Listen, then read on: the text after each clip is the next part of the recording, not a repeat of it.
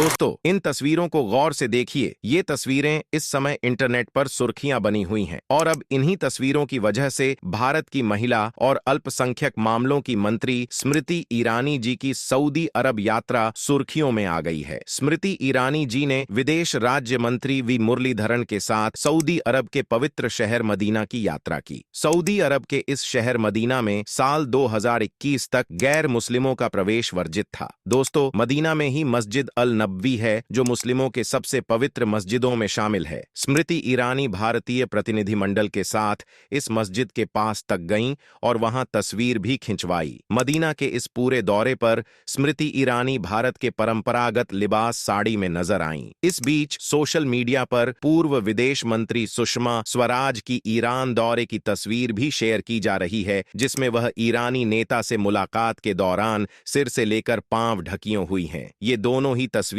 कट्टर मुस्लिम देशों सऊदी अरब और ईरान की बदलती हुई कहानी को बयां कर रही हैं। तो दोस्तों, आइए समझते हैं कि स्मृति ईरानी को बिना हिजाब के मदीना जाने की अनुमति देने के लिए जहां सोशल मीडिया पर हर तरफ तारीफ हो रही है, वहीं कट्टरपंथियों का एक धड़ा ऐसा भी है जो सऊदी प्रिंस की आलोचना कर रहा है। स्मृति ईरानी के साथ एक महिला भारतीय अधिकारी निरुपमा कोटरू भी थीं और उन्होंने भी साड़ी पहन रखी। दोस्तों, बताया जा रहा है कि ऐसा पहली बार हुआ है जब मदीना में किसी गैर मुस्लिम प्रतिनिधिमंडल को जाने की अनुमति दी गई। स्मृति ईरानी ने हज सुविधाओं को देखने के लिए मदीना का दौरा किया। इस दौरान उन्होंने इस्लाम के इतिहास के बारे में भी जाना। स्मृति ईरानी इस मदीना यात्रा को सऊदी प्रिंस की देश को आधुनिकरण की नीतियों से जोड़कर देखा जा रहा है। सऊदी प्रिंस मोहम्मद बिन सलमान अपने देश को आधुनिक यूरोप में बदलने की कोशिश कर रहे हैं। सऊदी अरब का तेल भंडार अब कम हो रहा है, जो उसकी आमदनी का मुख्य स्रोत है। यह चिंता सऊदी प्रिंस को खाए जा रही है। वहीं दूसरी ओर पड़ोसी यूएई दुबई जैसे शहर को बसाकर पूरी दुनिया का मॉल गया है, जहां पर बड़ी बड़ी कंपनियां व्यापार के लिए ऑफिस खोल रही हैं। यही नहीं, दुबई में अरबों डॉलर का निवेश हो रहा है, जिससे यूएई के तेल पर से निर्भरता कम हो रही है। दुबई की सफलता को देखकर सऊदी प्रिंस अब अपने देश में भी उसे दोहराने का प्रयास कर रहे हैं। सऊदी अरब को खोल रहे हैं ताकि दुनिया भर से पर्यटक आएं और कमाई बढ़े। यही नहीं, अब तक चले आ रहे बेहद कट्टर इस्लामिक नियमों को भी सऊदी अरब के प्रिंस मोहम्मद बिन सलमान ने नरम किया है। इसके तहत महिलाओं का बराबरी का हक दिया जाने लगा है। उन्हें गाड़ी चलाने की छूट दी गई है। हाल ही में सऊदी अरब में एक बड़े फैशन शो का आयोजन किया गया था। इसमें दुनिया भर की मॉडल हिस्सा लेने पहुंची हैं। इसी के तहत साल 2021 में सऊदी प्राधिकरण ने मदीना शहर की ओर जाने वाले रास्ते से केवल मुस्लिम वाला बोर्ड हटा दिया था। हालांकि मक्का में अभी केवल मुस्लिमों को ही जाने की अनुमति है। मदीना में गैर मुस्लिमों को प्रवेश की अनुमति देने को सऊदी प्रिंस के इस्लाम के उदार चेहरे को पेश करने की कोशिश के रूप में देखा जा रहा है। एक तरफ सुन्नी देशों का अगुवा सऊदी अरब खुद को आधुनिक यूरोप में बदल रहा है, वहीं पड़ोसी शिया बहुल देश ईरान हिजाब पहनने को लेकर विदेशियों को छोड़िए अपने देश की महिलाओं पर चाबुक चला रहा है। दोस्तों, ईरान में इस्लामिक क्रांति से पहले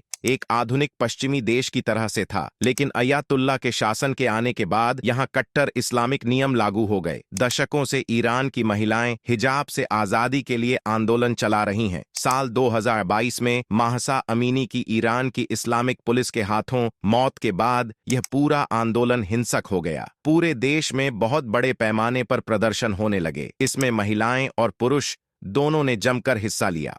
दोस्तों, ईरान की सरकार ने हिंसा का सहारा लेकर इसे कुचलने की कोशिश की। महिलाओं ने अपने बाल काट दिए और हिजाब सार्वजनिक रूप से जलाकर विरोध दर्ज कराया। ईरान में इन्हीं कट्टर नियमों की वजह से जब साल 2016 में भारत की तत्कालीन विदेश मंत्री सुषमा स्वराज गईं थीं, तब उन्हें पूरा शरीर ढककर ईरान के राजनेताओं से मुलाकात करनी पड़ी थी। सुषमा स्वराज ने जब ईरान के तत्कालीन राष्ट्रपति हसन रूहानी से मुलाकात की तो उन्होंने गुलाबी रंग की साड़ी और उससे मिलती जुलती शॉल ओढ़ रखी थी। उन्होंने अपना सिर शॉल से ढक रखा था, जिसकी सोशल मीडिया पर तीखी आलोचना हुई थी। ईरान के इस्लामिक नियमों के मुताबिक महिलाओं का सिर ढकना जरूरी होता है। स्मृति ईरानी की इस यात्रा के बाद एक बार फिर से सुषमा की यह तस्वीर सोशल मीडिया में वायरल हो गई है।